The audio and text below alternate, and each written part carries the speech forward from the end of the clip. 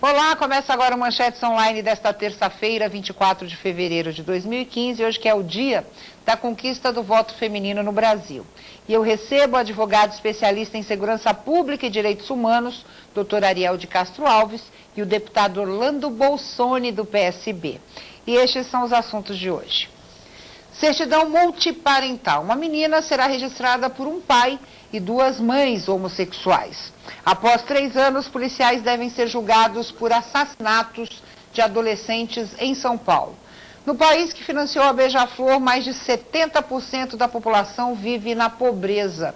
E crianças devem ser prioridade durante a crise hídrica. Doutor Ariel, deputado Bolsoni, muito obrigada pela presença de vocês e vamos à primeira notícia de hoje.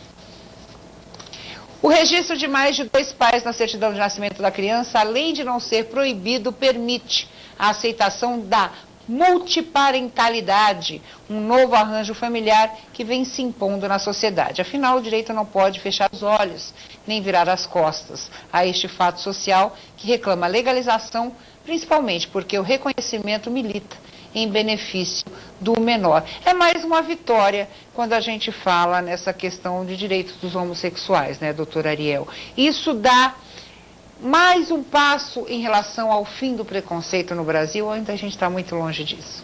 Primeiro te cumprimentar o deputado Orlando Bolsoni, que também atua na área social e tem um mandato dedicado a essas causas, e é importante que a justiça está reconhecendo a multiparentalidade. O que importa é as condições do casal, as condições das pessoas, independente da questão da sexualidade, de que elas vão realmente cuidar das crianças, né? Quando se fala, por exemplo, contra a adoção por casais homossexuais, inclusive o presidente da Câmara dos Deputados está com essa bandeira, levando propostas dentro do Estatuto da Família com esse assunto, né?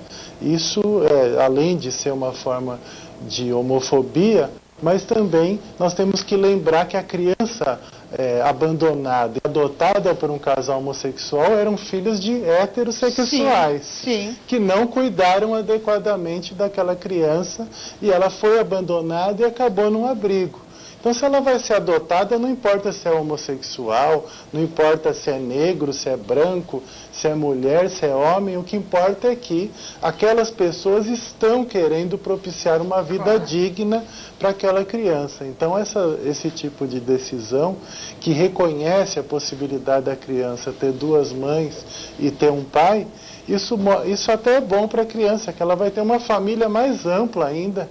Então, se algum deles morrer, ela tem outros para continuar cuidando delas. Agora, juridicamente, se houver, a gente não está falando, né, hipoteticamente, vamos falar assim, se houver uma separação, estamos falando em 3 pessoas envolvidas. Como é que fica a guarda dessa criança, doutor? Hoje Ariel? tem a guarda compartilhada, os 3 poderão compartilhar. A criança vai ter 3 casas. A criança vai ter 3 casas. Isso já tem então, uma previsão legal também. Claro que vai ter que ter uma regulamentação para ela não ter prejuízo de estudos. É claro que tem uma casa sede, onde ela passa mais tempo, mas os outros vão ter total acesso nos finais de semana, em vários dias, em várias noites, que ela vai poder ficar também com as outras pessoas. Dentro dessa realidade, deputado Bolsonaro, a gente está atrasado nessa questão? Eu acredito que não. Acredito que a justiça ela tem, toda vez que é chamada a se manifestar, ela tem arbitrado de forma tranquila, serena. É um tema que ele evolui, ele não evolui a saltos, ele evolui a passos. E eu acho que é importante, lembrou muito bem do doutor Ariel, é uma honra estar discutindo com ele, com você, esses temas. Também uma atenção que nós devemos ter com as crianças que se encontram em abrigos. Eu acompanho, na minha região em especial, diversas instituições que cuidam de criança e do adolescente. E com relação à adoção em especial, ainda um processo muito lento. O doutor Ariel poderá até falar de forma com maior propriedade, mas é um processo que é ainda muito lento hoje no Brasil. É muito é um processo extremamente burocrático. Sim. E também, do outro lado das famílias, há também um certo, não sei, entre aspas, aí poderíamos chamar que é de preconceito, que é a criança que tem mais idade, ela tem uma dificuldade maior. Tem que ser branco, tem que ser bebê, muitas vezes é menina, né? Eles vão impondo critérios para adoção. E eu acho que nesse aspecto, no caso os juízes, eles são fundamentais, aqueles que têm uma vivência, os promotores, no sentido de agilizar esses processos. São processos lentos, burocráticos, e as crianças, a história mostra aí, as crianças que vivem em abrigo, elas estão, lamentavelmente, porque elas têm um risco maior de dificuldades, um prenúncio de dificuldades futuras. O próprio fato de não conviver, eles passam a ter um meio social restrito. Então, vejo que até nesse aspecto, no passado, existiam hoje o que são os lares de crianças, mantidos pelas prefeituras ou organizações sociais ou entidades religiosas. Hoje elas são, na realidade, elas acolhem aquela família e procuram mantê-la no seio da família. E antes eram pessoas que suas famílias ou não podiam cuidar ou eram tiradas da sua família, e que foi que acabou originando numa forma de degradação a antiga FEBEM. Então é um processo que acho que nós temos que evoluir nesse sentido de a burocracia se tornar cada vez mais fácil e mais ágil. Mas quando a gente fala em justiça, doutora Ariela, eu não sei, me corrija se eu estiver enganado, diz que ainda existe resistência até dos próprios magistrados que fazem ou que trabalham nesse tipo de processo de adoção. Ou seja, o que é melhor para a criança? Né? É ser adotada por um casal heterossexual, de acordo com a concepção de algum juiz. Existe isso mesmo? Dificultam mais a adoção, burocratizam mais a adoção quando solicitada por casais homossexuais? Os juízes, eles refletem a sociedade, Sim. Né? Eles fazem certo parte da sociedade. Né? Então, eles têm uma postura mais conservadora nesse sentido, até muitas vezes movidos por ideais religiosos ou daquela chamada família ideal, entre aspas, que seria um casal heterossexual. Mas nós já vemos que novos juízes, promotores, advogados, estão aí se atualizando nessas áreas do direito. E as experiências positivas nesse campo também têm gerado uma melhora significativa. E também, endossando o que disse o deputado, os próprios serviços hoje de abrigamento, eles melhoraram das antigas FEBEMs, grandes orfanatos com 200, 300 crianças. Hoje nós temos casas-lares para até 10 crianças, abrigos para até 20. Então isso melhorou bastante, mas ainda é muito burocrático o procedimento de adoção, somado também às restrições que são feitas pelas pessoas que querem adotar. Mas como disse o deputado Bolsonaro, nós vamos caminhando, né? E caminhando sempre positivamente. Vamos falar de um caso que já faz 3 anos, mas só agora os policiais devem ser julgados. É o caso daqueles 2 estudantes, o Douglas e o Felipe, que foram mortos num suposto confronto com policiais militares em 2011. Vamos lá. No dia 30 de novembro de 2011, os adolescentes Douglas Silva e Felipe Macedo Pontes, ambos com 17 anos, morreram num suposto confronto com policiais militares em São Bernardo do Campo, que é a região aí do nosso advogado, na região do ABC Paulista, conforme a versão dos policiais militares à época. No entanto, testemunhas ouvidas por entidades de direitos humanos, ouvidoria, televisão, além dos próprios familiares, afirmaram que eles foram executados. Deputado Bolsonaro, para todo caso como esse, independente de ser suposto ou não ser suposto, tem que haver uma investigação, vamos dizer assim, um pouco mais rápida, né? Corretíssimo. Primeiro nós temos que separar a instituição polícia militar, então não se confunde confundir ações isoladas como se fosse regra da corporação. É uma corporação que tem mais de 100 mil componentes. Então é importante fazer a separação. Segundo, cai no tema que nós falamos de início. Infelizmente, a justiça ela é lenta. Tanto a justiça quanto no caso esse processo de apuração. Então veja, são situações difícil de, assim, a lentidão faz com que possa cair no esquecimento, e também, ao ser julgado, um tempo diferente, o jeito de ver as situações à época pode estar diferente, as inclusive as testemunhas, a questão do juiz. Inclusive o doutor José Renato Nalini, que no meu modo de ver é uma pessoa sábia, competente, está buscando democratizar a justiça paulista. Ele anunciou a criação de 2 varas em São Paulo, como experiência, e depois levar para outras cidades, inclusive no interior, uma na região norte e outra na região sul, para casos da prisão em flagrante em 24 horas. Esse doutor Ariel já se situou, hoje. Exato, hoje o início foi hoje, acho que é um momento histórico, se diz que em 24 horas tem que ser levado à autoridade judicial.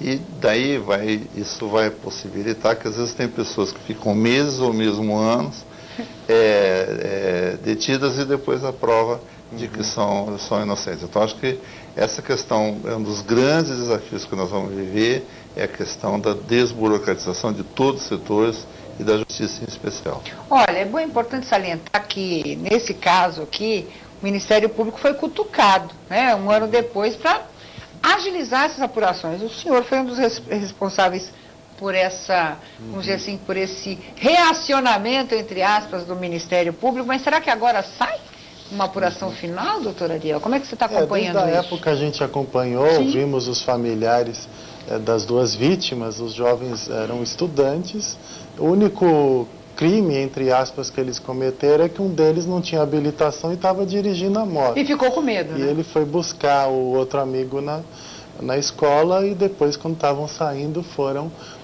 seguidos e logo foram alvejados pelos policiais militares. E eles, Nenhum dos dois tinha antecedentes criminais? Não tinham antecedentes, e ainda os policiais diziam que estavam atrás de suspeitos de um roubo. Porém, esse roubo nunca ocorreu e não foi registrado em nenhuma delegacia de São Bernardo, nenhum roubo naquele dia nessa região do bairro Demarque. Então, foi um álibi que foi criado posteriormente para justificar uma suposta resistência seguida de morte que não teria ocorrido. Pelo menos 3 testemunhas que viram verificaram que os jovens estavam desarmados, que depois viram os policiais pondo armas na mão deles para colocarem como se eles tivessem atirado contra a polícia, quando na verdade isso não aconteceu. Quantos policiais envolvidos? São 3 policiais, um morreu na hora, um adolescente morreu na hora, e o outro morreu a caminho do hospital. E esse que morreu a caminho do hospital, ele pediu para uma das testemunhas para que chamassem os pais deles, porque ele temia que pudesse ser morto no caminho do hospital, e que foi o que efetivamente aconteceu. Já foi marcado a data do... Não, agora começam as audiências, os policiais vão arrolar suas testemunhas de defesa, vão ser ouvidas as testemunhas de acusação, para depois o juiz decidir se vai para o tribunal do júri ou não.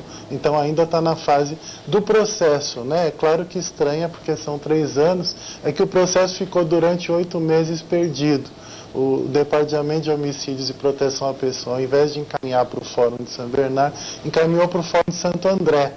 Daí nós tivemos que acionar o Ministério Público Federal, a Corregedoria do Tribunal de Justiça, para que pudessem achar o processo e fossem retomadas as investigações e não caísse no esquecimento. Mas isso é exemplo também de que tem ocorrido muitos casos de essa assassinatos, né, ou de situações sob suspeitas de abusos policiais. Que precisam ser apurados, a ouvidoria de polícia mesmo hoje lançou um relatório dizendo que de 2013 para 2014 aumentaram em 70% os assassinatos cometidos por policiais. A própria ouvidoria alegou isso. No ano passado nós tivemos 801 mortes atribuídas a policiais. É claro que algumas podem ser legítimas, algumas podem ser no exercício regular da função, mas outras nós precisamos também de uma apuração mais rigorosa, porque podem também ter indícios graves de execução. E a ouvidoria existe para isso, né, deputado Bolsonaro? Acho que tem que dar uma resposta para a sociedade. Agora, sabe que também eu acredito que a sociedade, mesmo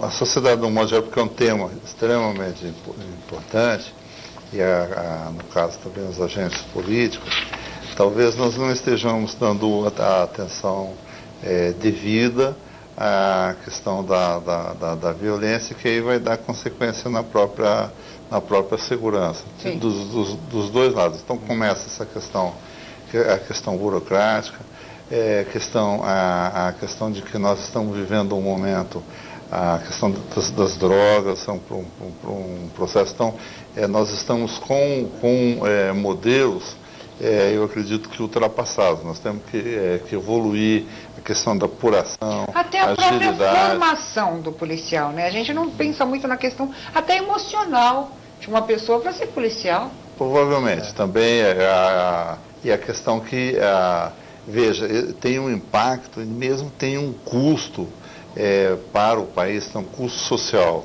enorme e também mesmo um custo econômico que se desprepara. Nós temos que nos preparar melhor para esses novos tempos, esses novos desafios. Até reforçando o que diz os deputados, e nós já discutimos aqui, só menos de 10% dos homicídios no Brasil são esclarecidos, né? E só 2% dos crimes aqui em São Paulo, em geral, também são esclarecidos. Vamos falar um pouco sobre a polêmica que continua, né? A questão da vitoriosa Beija-Flor, a escola de samba no Rio de Janeiro, que recebeu 10 milhões do ditador lá da Guiné Equatorial e falou só bem daquele país. Um país que, na verdade, tem 70% da população na linha da pobreza. Vamos lá. Beija-Flor foi campeã do Carnaval Carioca em 2015, com um desfile quase perfeito, conquistando 269,9 pontos de um máximo de 270 ao cantar a história da Guiné Equatorial. Para chegar ao topo da Sapucaí, a escola de samba de Nilópolis contou com uma ajuda milionária do país africano, governado há 35 anos por uma ditadura e muitos números negativos de corrupção, de fome, de tortura e etc, etc. Grandes violações aos direitos humanos. Na sua opinião, doutor Ariel, a gente deveria ter mais critério nessas questões, porque, na verdade, alguns dizem que foi um tiro no pé, porque muita gente desconhecia essa realidade da Guiné Equatorial e isso veio à tona para o mundo, porque o Carnaval do Rio é visto pelo mundo. Sim. Isso acabou gerando uma grande repercussão e divulgação, né? Porque a situação do Guiné foi denunciada pela BBC, pelas grandes redes internacionais de comunicação. Então acabou expondo as condições, né, lamentáveis desse país, tanto de ditadura, as situações já denunciadas pela Anistia Internacional, de torturas, execuções sumárias, prisões de dissidentes políticos, a falta de liberdade de expressão e também as condições sociais, além de 70% estarem na miséria, que eram as condições que nós já até tivemos no Brasil na década de 70, nós temos situações lá do tipo 90 mortes para cada 1.000 crianças que nascem. É uma mortalidade, hoje a mortalidade infantil média do Brasil é 18 mortes para cada 1.000. Imagina, 5 vezes. Imagina a situação lá. A expectativa de vida é 52 anos de idade. Taxa de desemprego alta. Então todos os números são bastante negativos. Agora, quando a gente fala em financiamento de escola de samba, 10 milhões de reais. Nós não podemos também achar que é só o caso da Beija-Flor, né? Porque as outras várias escolas de samba do Rio de Janeiro e muitas também de São Paulo, em várias regiões do país, infelizmente, são financiadas por contraventores, por traficantes de drogas. Então, essa é uma realidade. Os próprios participantes do carnaval afirmam isso? Né? Aqueles que vivem desse carnaval. Agora, se a gente for verificar, muitos que estão sambando lá na avenida também são foragidos da justiça. Então, se a gente for realmente aplicar o pé da lei, nós temos várias irregularidades em torno do carnaval. Exatamente essa questão da Guiné Equatorial, o deputado trouxe à tona essa situação. Só para a gente ter uma ideia do dinheiro do ditador, a justiça americana em 2011 tentou aí congelar os bens no país. Só uma casa em Los Angeles, 30 milhões de dólares, um jato de 38,5 milhões, uma Ferrari de 500 mil reais e diversos itens do colecionador do cantor Michael Jackson, que foram avaliados em mais de 2 milhões de reais. Espera aí, né, deputado? Alguma coisa está errada.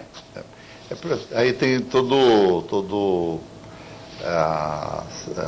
assim, tem um lado positivo, que é jogar a luz sobre o assunto. Sim, aquilo que eu disse, muita gente desconhecia essa realidade. Veja que tem um cuidado, diria que hoje, a partir daqui, vai se ter um cuidado maior, veja o interessante, porque assim, a questão da ética. Então, a origem do recurso, ela é extremamente importante que seja observada. E a Guiné, ela tem, me parece, inclusive, há informações na imprensa, que ela tem uma tradição de aquisição de armas do Brasil. Sim. Então, veja, o Brasil também tem um lado, vem já de décadas esse conceito de fornecer armamento. Então, veja, eu diria mais uma vez, talvez esse seja um momento do Brasil parar e repensar. E tem, o outro surgiu na imprensa para ser apurado, a questão que, na realidade, as empresas que têm negócio, empresas brasileiras que têm grandes negócios na Guiné, que fizeram o financiamento a essa suspeita. Quer dizer, o país só foi intermediário, é isso? Inclusive empresas que estão sendo investigadas na Operação Lava Jato. Então daí, como que eu vejo? Primeiro, assim, uma luz sobre o Carnaval. O Carnaval é a maior festa, do mundo. Tem. Só que o Carnaval, talvez a discussão de reconstruir, de voltar a uma situação que até no passado a Alessi, nosso colega aqui, trouxe à tona, o Paulinho da Viola, de buscar um pouco as origens. Claro, né, que tem que ser investigado. O ditador, né, o presidente, desculpem, da Guiné, ganha 100 mil dólares por ano.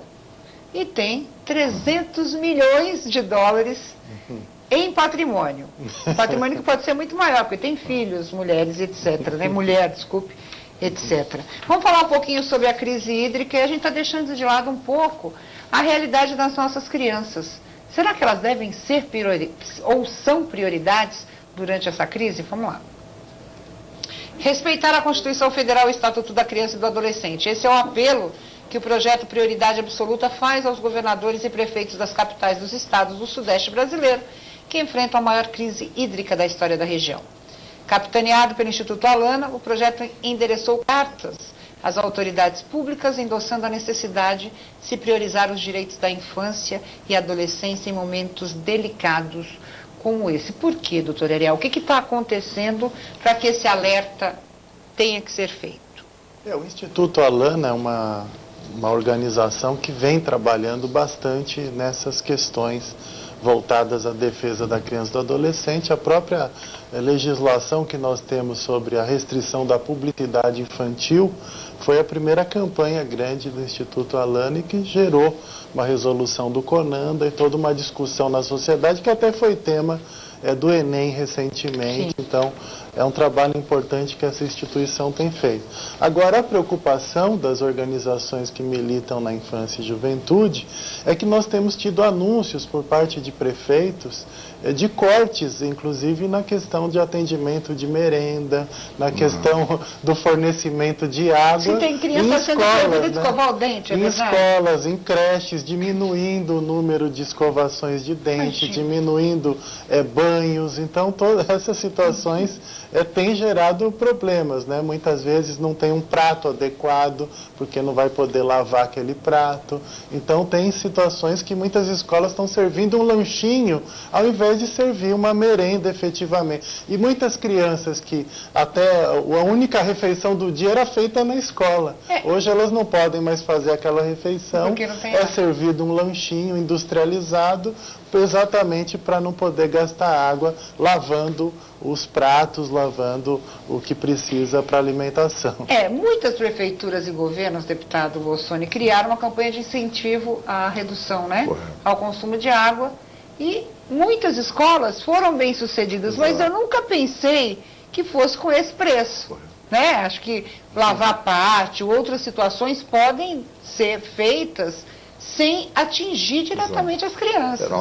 Primeiro, as campanhas elas são indispensáveis. Agora, me parece que é uma falta de foco, um erro de foco.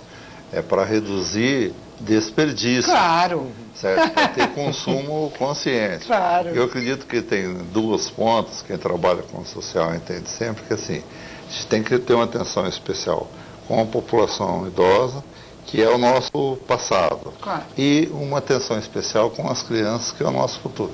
Essa é a prioridade, eu acredito, que de todos os governos. E a criança, mas a educação, aí eu acho que é um equívoco enorme. Me pareceu, no caso, a cidade que foi mostrada à época, que talvez foi mais uma estratégia da administração municipal, no sentido de camuflar, para reduzir os seus custos, para reduzir os seus gastos, no sentido de utilizar outro tipo de merenda de valor menor, do que efetivamente o objetivo de reduzir consumo.